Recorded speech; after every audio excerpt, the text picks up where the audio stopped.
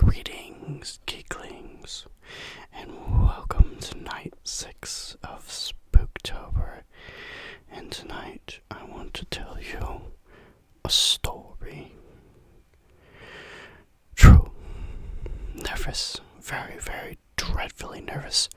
I have been, and am now. But will you say that I am insane? The disease has sharpened my senses, not destroyed, nor dulled them. Above all was the sense of hearing, almost acute. I heard all things in heaven and in the earth. I heard many things in hell. How then could I possibly be insane? Listen and observe how healthily and how calmly I tell you the whole story. Now, this is the point. You fancy me insane. Madmen, they know nothing, but you should have seen me. You should have seen how wisely I proceeded, with what caution, with what foresight, with what dissimulation I went to work.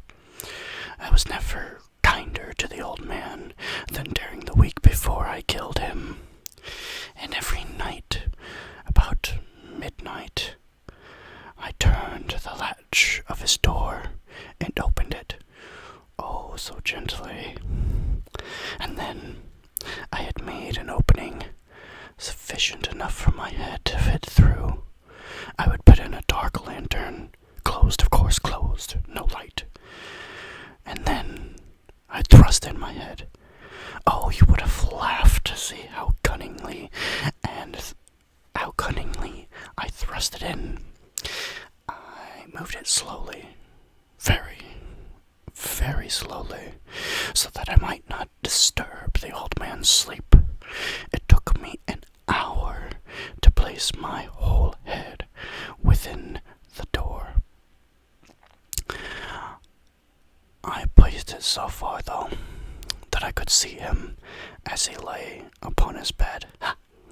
Would a madman have been as wise as this? And then, when my head was well in the room, I undid the lantern, cautiously, of course, oh so cautiously, for you see, the hinges, they creaked, and I undid it just so much that a single thin ray of light fell upon that vulture's eye. And this I did for 7 long nights, each night just at midnight. But I found the eye to be always closed, and so it was impossible to do the work, you see, for it was not the old man who vexed me, but his disgusting evil eye. And every morning when the day broke, I went boldly into that chamber and spoke to him courageously, calling him by name in a hearty tone, and inquiring how he had slept through the night. So you see, he would have been a very profound old man, indeed, to suspect that every night, just at 12, I looked in upon him while he slept. On the 8th night, I was more than usually cautious in opening the door. A watch's minute hand moved more quickly than did mine. Never before that night had I felt the extent of my own powers, of my sagacity. I could scarcely contain my feelings of triumph. To think, there I was, opening the door, of course little by little, and he had not even dreamed of my secret deeds or thoughts. I chuckled at the idea.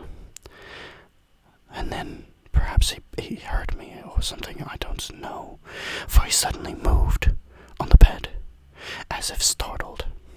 Now you may think that I drew back, but no.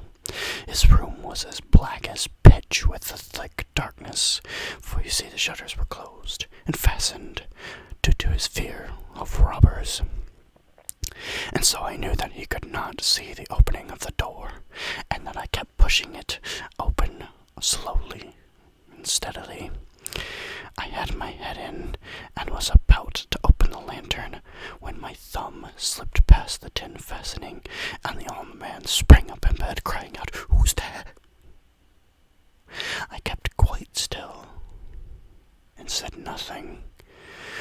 For an entire hour, I didn't move a muscle, and in the meantime, I did not hear him lie back down. He was still sitting up in the bed listening, just as I have done night after night, listening to the death watches in the wall. Presently, I heard a slight groan. I knew it was the groan of mortal terror. It was not a groan of pain or grief, oh no. It was the low, stifled sound that arises from the bottom of a soul when overcharged with awe. I knew the sound well. Many a night, just at midnight, when all the world slept, it has welled up from my own chest, deepening within its dreadful echo. The tears that distracted me, I say I knew it well. I knew that the old man felt, and I pitied him, though I chuckled at heart, of course. I knew that he had been lying awake ever since the first slight noise. Then, when he had turned in bed, his fears had ever been since growing on him. He had been trying to fancy them causeless, but could not. He had been saying to himself, "It is nothing but the wind in the chimney. It is only a mouse crossing the floor."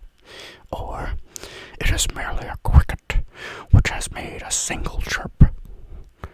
Yes, he was trying to comfort himself with these superstitions, but he had found all in vain. All in vain, because death, in approaching him, had stalked with his black shadow before him and enveloped its victim.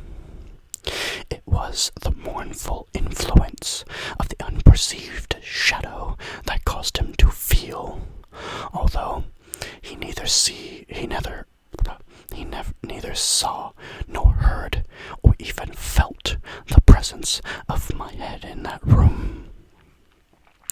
When I had waited a long time, very, very patiently, without hearing him lie down, I resolved to open a very little crevice in the lantern. I opened it. You cannot imagine how slowly and stealthily I did this, until at length a single dim ray, like the thread of a spider, shot out from the crevice and fell upon the vulture eye. It was open, wide open, and I grew furious as I gazed upon it. I saw with perfect distinctness all a dull blue with a hideous veil over it that chilled the very marrow in my bones. But I could see nothing else in the old man's face or person, for I directed the ray, as if almost by instinct, precisely on that damned spot. And now I have not told you what you mistaken for insanity is but an over-acuteness of the senses. Now I say, here, come to my ears a low, dull, quick sound, such as a watch makes when enveloped in cotton. I knew that sound too. It was the beating of the old man's heart. It increased my fury, as if the beating of a drum stimulates the soldier into courage. But even yet, I refrained and kept still. I scarcely breathed. I held the lantern motionless. I tried, how steadily I could, to maintain the ray upon the eye. Meantime, the hellish tattoo of the heart increased. It grew quicker and quicker and louder with each instant. The old man's stare must have been extreme. It grew louder, and I say louder every moment. Do you hear me? I have told you that I am nervous, and I am. And now, at the dead hour of night, amid the dreadful silence of that old house, so strange a noise as this excited me to uncontrollable terror. Yet, for some moments longer, I refrained. I stood still, but the beating grew louder. My God, it grew louder. I thought the heart must burst, and now a new anxiety seized me. The sound might be heard by a neighbor. The old man's hour had come, and with a loud yell, I threw open the lantern and leaped into the room. He shrieked once, but only once, for in an instant I dragged him to the floor and pulled the heavy bed over top of him. I then smiled happily to find that the deed so far done, but for many minutes the heart beat on with a muffled sound. This, however, did not vex me. It would not be heard through the wall, and at length it ceased. The old man was dead. I removed the bed and examined the corpse. Yes, he was stone cold dead. I placed my hand upon his heart and held it there for many minutes. I even checked his pulse and found nothing. Stone dead. His eye would trouble me no more. Now, of course, if you still find me insane, you will think so no longer when I describe the wise precautions that I took for the concealment of the body. The night waned, and I worked hastily, but in silence. First of all, I dismembered the corpse. I cut off his head and arms and legs. I then took up 3 planks from the flooring of the chamber and deposited all between the scatlings. I then replaced the boards so cleverly, so cunningly, that no human eye, not even his, could have detected anything wrong. There was nothing to wash out, nor stain of any kind. There was no blood spot whatever. I had been too wary. A tub had caught it all. Oh, man. When I had made it to the end of these labors, it was 4 o'clock. Still dark as midnight. As the bell sounded the hour, there came a knocking at the street door. I went down to open it with a light heart, for what did I have to fear? I went down to open it, and entered 3 men who introduced themselves with absolute perfect suavity as officers of the police. A shriek had been heard by a neighbor during the night. Suspicion of foul play had been aroused, and information had been lodged at the police office. And the officers, of course, had been deputed to search the premises. I smiled, for what did I have to fear? I bade the gentleman welcome, and the shriek, I said, was my own in a dream. The old man I mentioned was absent in the country. I took my visitors all over the house. I let them search, and search well. I led them at length to his chamber. I showed them his treasures, secured and undisturbed. In the enthusiasm of my confidence, I brought chairs into the room and desired them to sit here and rest from their fatigues, while I myself, in the wild audacity of my perfect triumph, placed my own seat upon the very spot beneath which reposed the corpse of my victim. The officers were satisfied. My manners had convinced them. I was singularly at ease. They sat while I listened cheerfully. They chatted of familiar things, but before long, I felt myself getting pale and wished them gone. My head ached, and I fancied a ringing in my ears. But still, they sat and they chatted. The ringing, however, it became more distinct. It continued. I talked more freely to get rid of the feeling, but it grew and gained definitiveness until at length I found that the noise was not within my ears. No doubt now I grew very pale, but I talked more fluently with a heightened voice, yet the sound increased. And what could I do? It was a low, dull, quick sound, much like the sound a watch makes when enveloped in cotton. I gasped for breath, and yet the officers heard it not. I talked more quickly, more vehemently, but the noise steadily increased. I arose and argued about trifles in a high key, and with violent gestures, but the noise steadily increased. Oh my, why wouldn't they leave? I paced the floor to and fro with heavy strides, as if excited to fury by the observations of the men, but the noise steadily increased.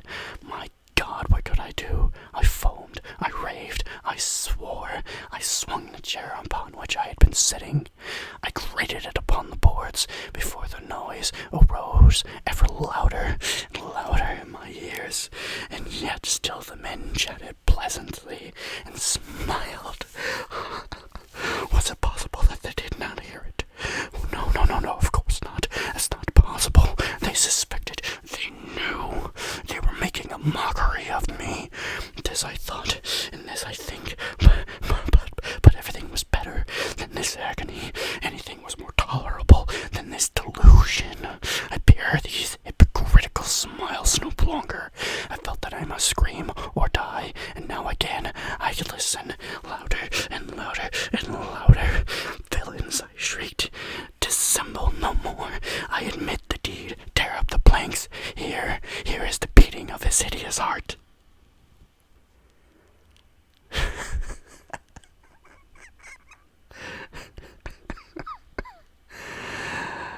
But you fancy me insane.